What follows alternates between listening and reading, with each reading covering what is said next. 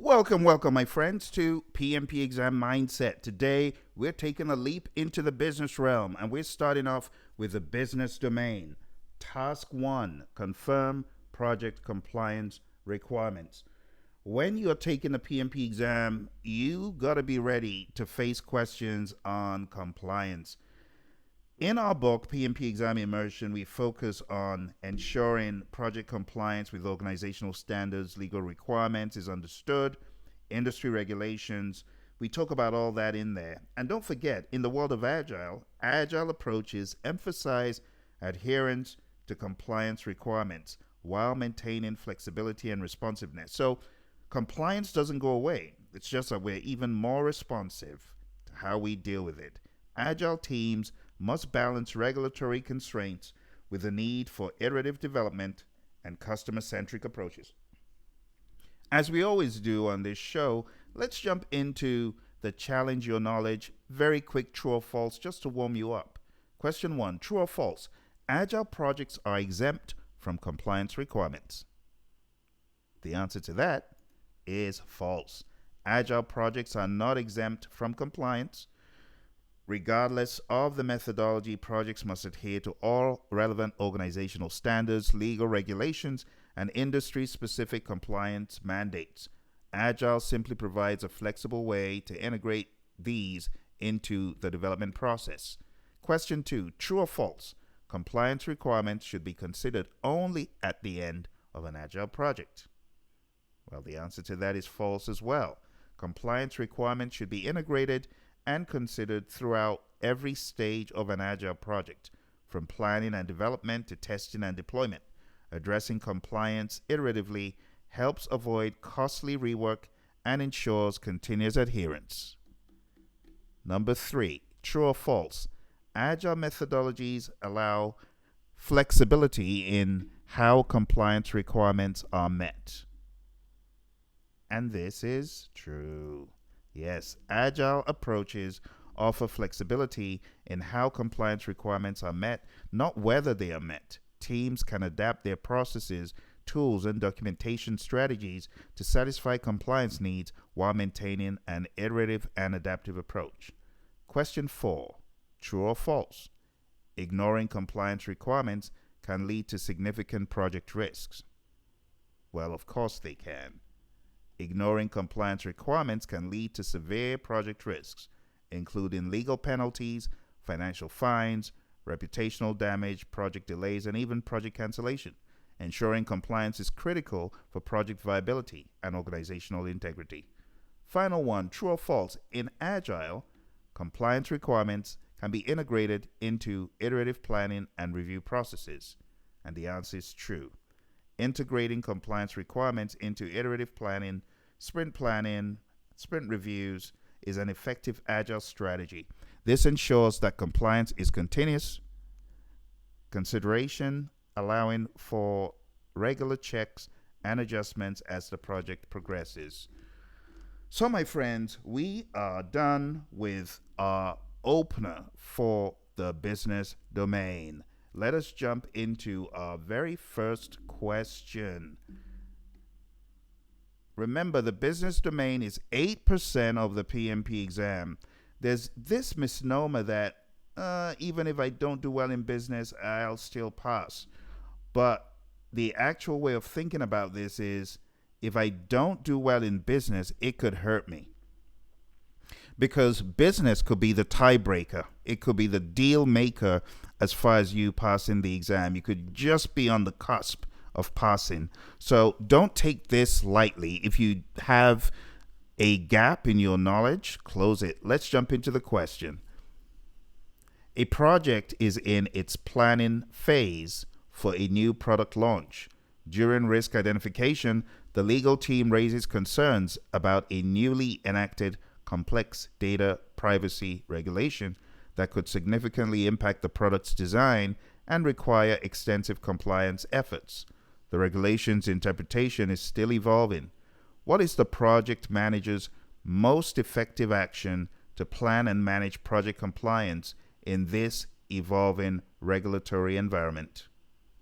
Is it A, proceed with the current product design, assuming the legal team will handle compliance issues as they arise during execution? Is it B, integrate a dedicated legal compliance expert into the project team, establish a continuous monitoring process for regulatory updates, and develop an adaptive compliance plan that allows for iterative adjustments to the product design? Is it C, delay the project until the regulatory interpretation is fully solidified and clear guidelines are published to avoid rework and ensure full compliance from the outset? Is it D, outsource all compliance related activities to an external legal firm, transferring the responsibility and risk of regulatory adherence away from the project team? I'll give you time to think about the answer.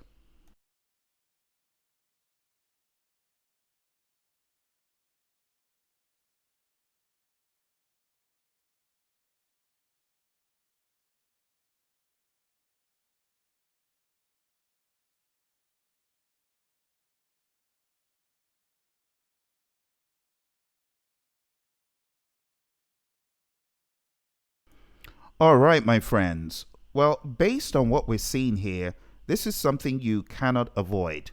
So there's some options that just don't make sense to do. Option A, proceed with the current product design, doesn't make sense. Something has changed and it's still evolving, so you should take action. Don't wait until compliance issues arise in execution. That's very risky. Don't do that. Option B, of integrated a dedicated compliance expert and developing an adaptive compliance plan that allows for iterative adjustments, kind of goes in line with what the question says. The regulations interpretation is evolving. You see that? It didn't say the regulation is evolving. It said the interpretation of it. So this could be a rather good one. We'll find out. Let's see if anything else is better. Delay the project until the regulatory interpretation is fully solidified and clear guidelines are published to avoid rework and ensure full compliance from the outset. Now, while that sounds like a good plan, it doesn't make sense to delay your working on this. There's a risk that you get to the end of the project and nothing has been done for this aspect of compliance. So I will still prefer B over C. Let's take a look at D. Outsource all. ALL means all, right? All compliance related activities to an external legal firm, transferring the responsibility and risk of regulatory adherence away from the project team. Now, it may seem on the surface that you're transferring it away, but the liability, all that, you got to own it as the company. So this isn't going to help you. Even if you did D, it doesn't make sense because you're still going to be liable if you're not in compliance. So, my friends, the answer is B. In an evolving regulatory environment, proactive and adaptive compliance management is key. Integrating a compliance expert, continuous monitoring, and developing an adaptive plan allows the project to respond to evolving interpretations and ensure the product remains compliant throughout its development, mitigating risks of rework or legal issues. And there you have it, my friends. We just covered the concept of planning and managing compliance. If you haven't taken a look at this document, which is the PMP exam content outline, and this task, you should do so. A lot of people make the mistake of blindly studying for the exam by opening up PMBOK or going for a course without acute focus on the tasks. For those people who have struggled passing the exam, I usually ask, have you taken a look at the PMP exam content outline and have you gone tunnel vision into each task? If you have not done this, there's a likelihood that you are leaving gaps wide open. So in this one, here are my top tips to ace any compliance question. Number one, you are responsible.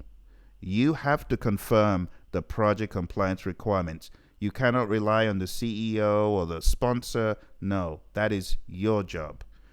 You gotta classify the compliance requirements and categories so that your team can understand what are the potential threats and they can help you think. You also need to be thinking as the leader, whether you're in the world of Agile or predictive. You also should intentionally use methods to support compliance and analyze the consequences of non-compliance. Determine the necessary approach and action to address the compliance needs from a risk and legal perspective, and measure the extent to which the project is in compliance. I hope you found this helpful. I wish you all the best on the exam. Smash the like button, subscribe, and I'll see you next time.